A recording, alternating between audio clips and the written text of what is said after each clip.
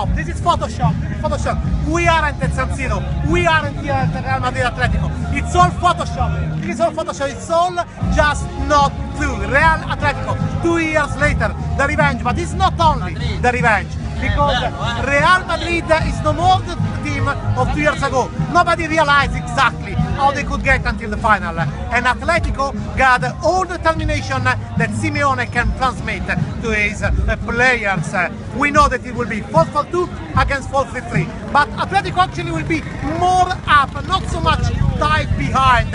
Actually, if you think about the first half of the first leg against Bayern, against Barcelona, Atletico was bossing all over the pitch and then defended back. And Zidane also is more Italian than, if we use the stereotype about Italian big defensive, it's more Italian, more smarter. The 2-0 he conceded to Wolfsburg taught him something.